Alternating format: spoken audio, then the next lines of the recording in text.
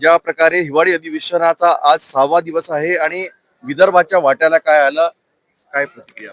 बऱ्याच गोष्टीवर संगोपन चर्चा झाली अधिवेशन काळात. अनेक प्रकल्प मार्गी लागण्यासाठी हे अधिवेशन उपयुक्त ठरलं.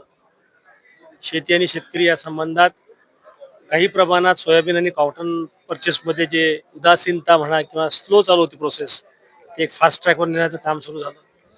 कृषी यांत्रिकरण योजनेमध्ये निधीची कमतरता होती, त्याविषयी सखोल म्हणजे अभ्यास होऊन त्याच्यामध्ये लक्षांक वाढण्यात येईल असं आश्वासित करण्यात आलं आम्हाला. काही हॅमचे मुख्यमंत्री सडक योजनेची कामं होती, प्रलंबित होती, त्याही विषयावर मुख्यमंत्र्यांनी संबंधित मंत्र्यांनी बैठक घेतली आणि त्यावेळेस बऱ्यापैकी जे प्रकल्प होते ते अधिक गतिमान करण्यासाठी हे अधिवेशन उपयुक्त ठरेल.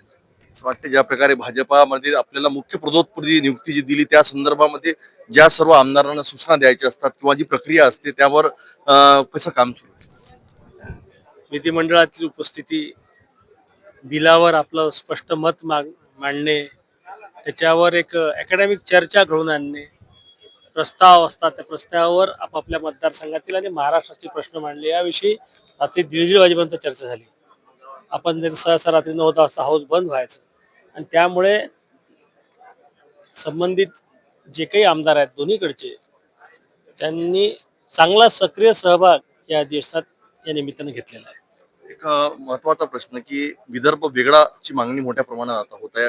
वट्टीवार यांनी सभागृहात म्हटलं आहे की आदिवासींचा, दलितांचा, ओबीसीचा विदर्भ वेगळा द्यायला पाहिजे. काय म्हणतात? त्यांच्या पक्षाकडे 70 वर्ष आधी म्हणजे 1960 पासून, आम्ही तर 10 वर्षापासून आहोत, मध्यंतरी 2.5 वर्ष त्यांच्याकडे सत्ता होती, त्याच्या आधी 50 वर्ष सत्ता होती, करून घ्यायचं असतं.